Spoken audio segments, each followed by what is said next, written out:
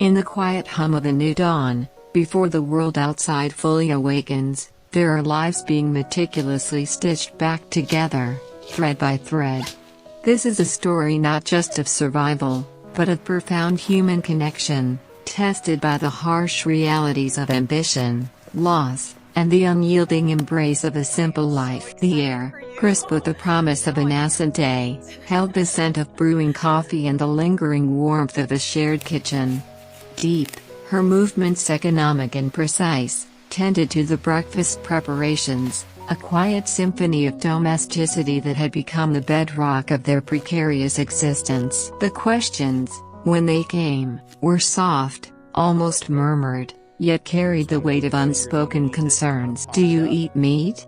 James asked, his gaze fixed on her, a faint concern etched around his eyes. It wasn't just a question about preferences, it was about resources, about sustenance, about the subtle shifts in their daily allowances. Diep, ever practical, ever mindful of their shared circumstance, offered a gentle, almost imperceptible shake of her head. "No," she replied, her voice a balm against the morning's chill. "I'll finish eating, and then I'll go to school." The routine was a lifeline, a return to the rhythms of learning and growth, a stark contrast to the corporate labyrinth James had once navigated with such unshakable confidence. As the last remnants of their modest meal were cleared, a familiar gesture, born of habit and a quiet desire to provide, surfaced from James. "Let me pay the bill," he offered, a reflex from a past life where such statements were a formality, a symbol of effortless control. But the bills now were different, measured in simpler increments, a testament to a world turned upside down. Diep accepted, a silent understanding passing between them. Their mornings were a dance of unspoken support, each step choreographed by necessity and deep affection. The day outside beckoned, a tapestry of commitments awaiting their attention. A phone call pierced the morning's tranquility, a voice on the other end inquiring about an arrival. James, still within earshot, responded with a practiced ease, though the underlying tension was palpable. "Have you arrived yet?" "I'm getting ready." A brief, almost frantic rustle of preparation followed. The shift from domestic quietude to the urgency of external demands was jarring. Diep, noticing the sudden change in his demeanor, the subtle tightening of his jaw, posed the question that hung unspoken in the air. "Where are you going?" His reply was a measured evasion, a common refrain in these new, uncertain times. "I'm planning to go out for a bit." It was vague, deliberately so, shielding her from the full weight of his current struggles, preserving a semblance of normalcy.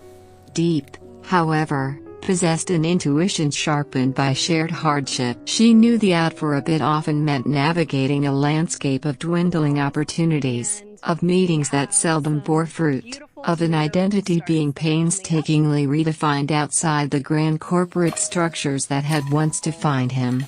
Yet, she respected his need for a quiet space to fight his battles, offering her own plans as a counterpoint of stability. "I'll also take Nhi to school and then visit you."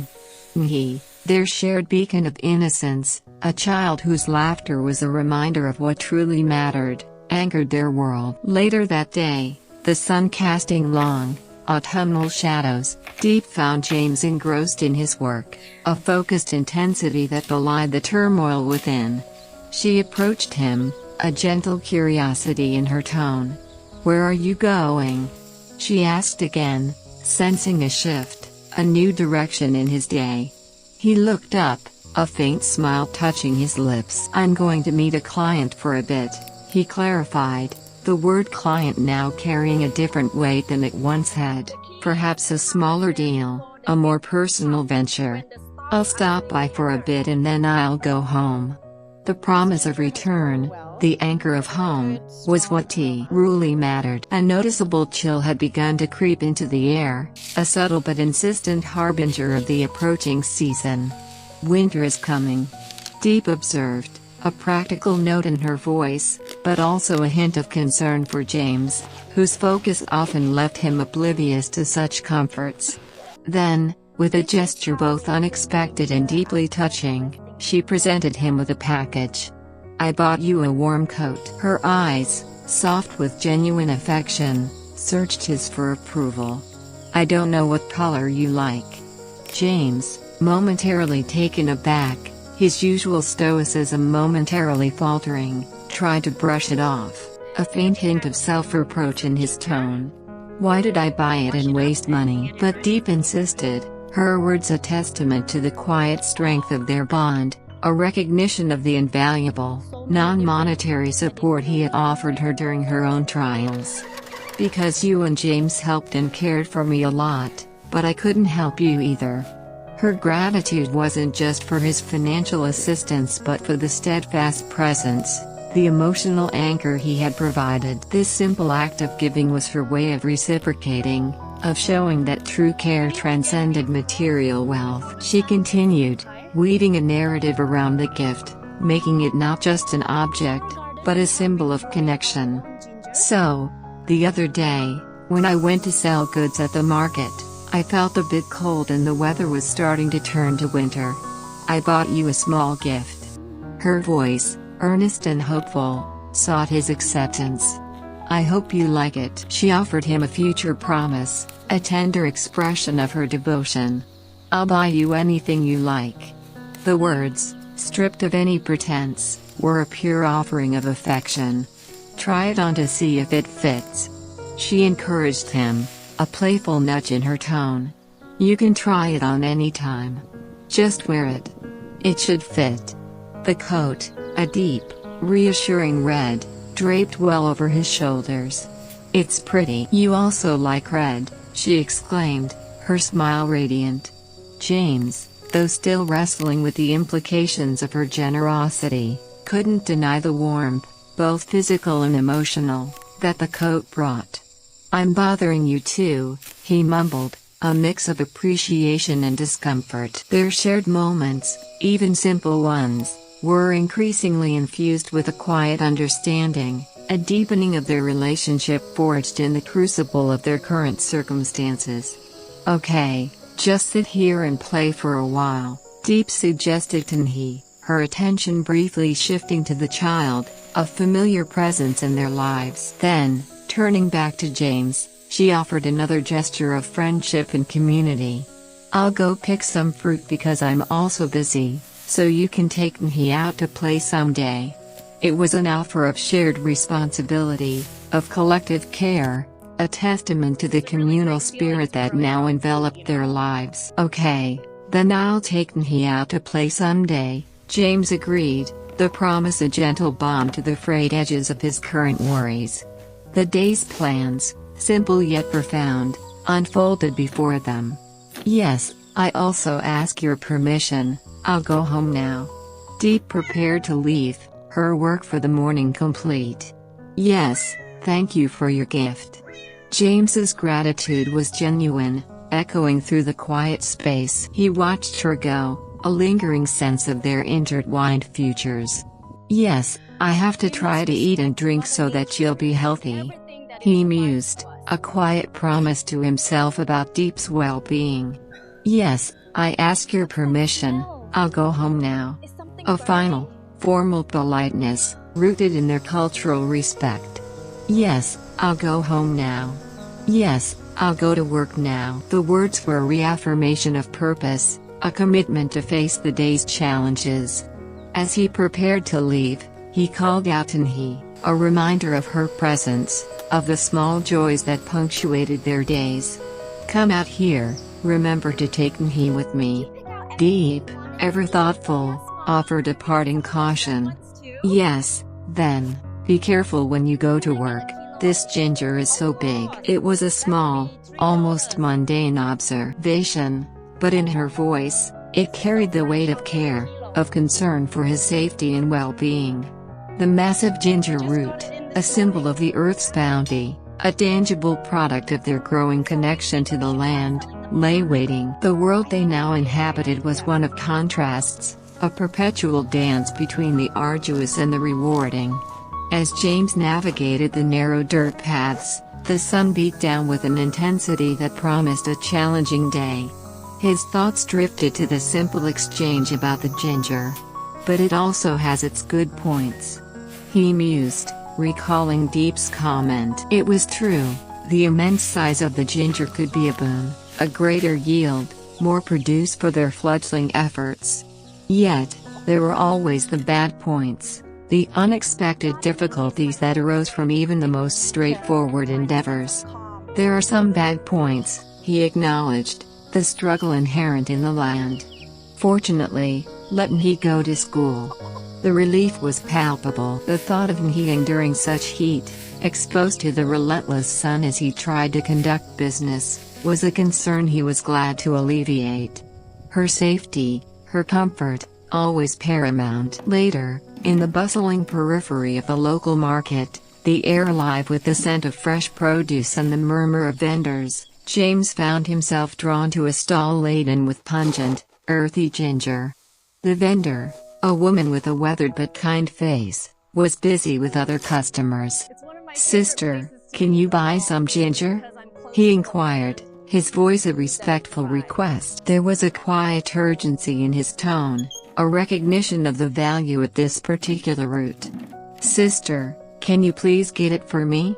He needed a substantial amount, an investment in their future. The transaction was swift, the numbers clear despite the market's din. 15 kilos, remember?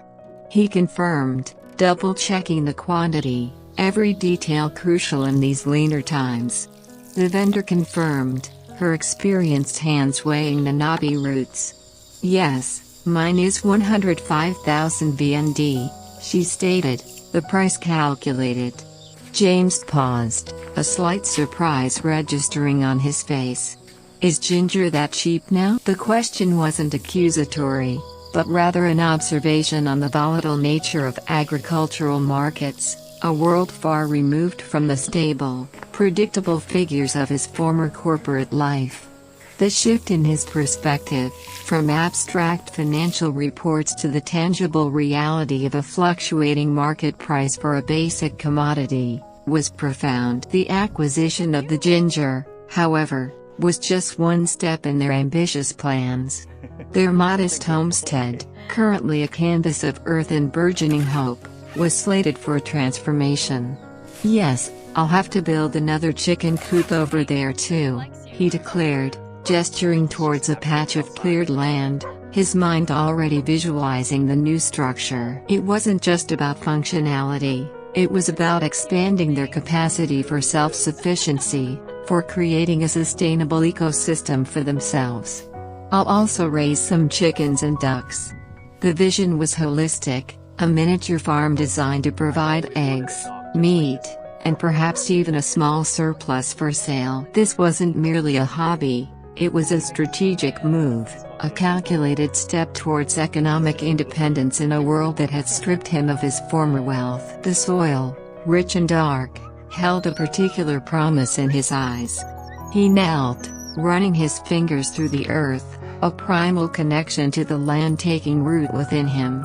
"I hope the soil here will grow good vegetables." The hope was earnest, laced with the quiet anxiety of a farmer dependent on nature's whims. Their very existence, their dietary needs, and their potential for income were tied to the fertility of this ground. It was a humble ambition, yet one imbued with profound significance. As the day waned, a new presence arrived, bringing with it a different kind of companionship. A stray dog, a creature of uncertain lineage but undeniable charm, bounded into their lives. Its eyes, bright and curious, met Mess's. "Yes, this is my new friend, Ui. He's so obedient," he exclaimed, a boyish delight in his voice, the formalities of his past life momentarily forgotten. The dog, with its playful demeanor and eager tail, was a welcome distraction, a new member for their slowly growing family. "You really look like Hockey," he noted, a wistful memory of a previous pet, a faint echo of another time, another life. The naming ceremony, simple yet full of intent, solidified the bond. From now on, you're my friend, Don, James declared, a sense of proprietorship and affection in his voice. I'll name it Don. He repeated the name, testing its sound, making it official. Don, then your name will be Don. From now on, you'll be my friend, Don. A chuckle escaped him, a rare sound in these somber times. Ha ha ha, then I'll name it Don. He turned to Diep, an amused glint in his eye, perhaps expecting her to acknowledge his new companion. And you? He began, then paused, considering the animal's comprehension. If I say it, it probably won't know. My name is Diep, remember? I'll be your master. Her words were a blend of gentle authority and a clear definition of roles within their small, evolving household. The dog, sensing the shift in attention, tilted its head, observing them with an intelligent gaze. It looks really good, brother, but it's still strange. Diep observed, her keen eye noting the dog's subtle apprehension. The settling in process for their new companion required patience and understanding. I think I'll have to tie it here for about a week to get it used to it, James mused, his mind already formulating a plan.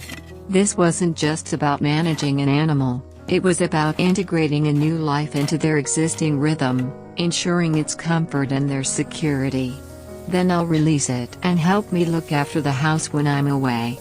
The dog, Don, wasn't just a pet, it was to be a guardian, a silent sentinel for their humble abode.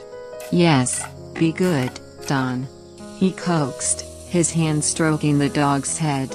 Here, let me tie it up. The rope, sturdy but not restricted, was affixed. Come on, follow me. He led Don to a sheltered spot, the gentle persuasion in his voice calming the animal. For now, you're not used to this place, so I'll tie you up for a while. I'll release you later to get water. A bowl of water was placed within reach, a clear sign of care. Let it drink. Don, initially hesitant, eventually succumbed to the thirst, lapping at the water. It's not strange, James reassured the dog, as much for his own benefit as for the animal's. Don't be strange, you'll get used to it here. He spoke with a quiet certainty, projecting calm onto the anxious creature. Don, drink this water. The gentle repetition of the name, the soothing tone, slowly began to penetrate the dog's initial wariness. James explained his reasoning for choosing a dog of this size, a pragmatic decision rooted in their current circumstances. I've thought carefully about it. If we get a small dog, it will be quite difficult to raise because there are a lot of diseases, so I'll get one of this size. His words underscored a deep awareness of their limited resources, the need for practicality over sentimentality. Anyway, it will be vaccinated, so it will avoid the case that it gets sick. The preventative measure was a crucial aspect of their planning, a small investment against potentially devastating losses. Don. He called out, the dog still a little skittish, its eyes darting around the new environment. It's still strange, he admitted, it looks small and resembles Hockey. The lingering memory of his previous pet, a faint echo of a more stable past, was a constant undercurrent. Diep joined him, a basket of freshly laundered clothes over her arm, her brows lightly damp with exertion. Here, what are you doing? She asked, her gaze sweeping over the scene. I just finished cleaning the house. Her voice was soft, a testament to her quiet industry. Let me help you plant the remaining tree over here. She offered, her hands already reaching for a shovel. Their work was a continuous cycle of clearing, building, and nurturing. Yes, I'll go water the vegetables. James replied, grateful for her help, the division of labor seamless and intuitive. Luckily, there's a fence so the chickens can't get in. He noted, a small victory in their ongoing battle against the intrusions of nature. Put this in the corner. You work here, it will be less in the way. He directed her, optimizing their shared workspace, ensuring efficiency. The landscape of their small farm was perpetually in motion, a testament to their tireless efforts.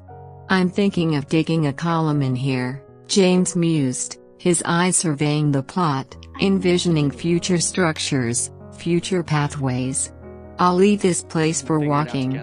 The planning was meticulous, every inch considered for both utility and ease of movement. "But we should speed up a bit to prepare. This time, there are a lot of agricultural products in business."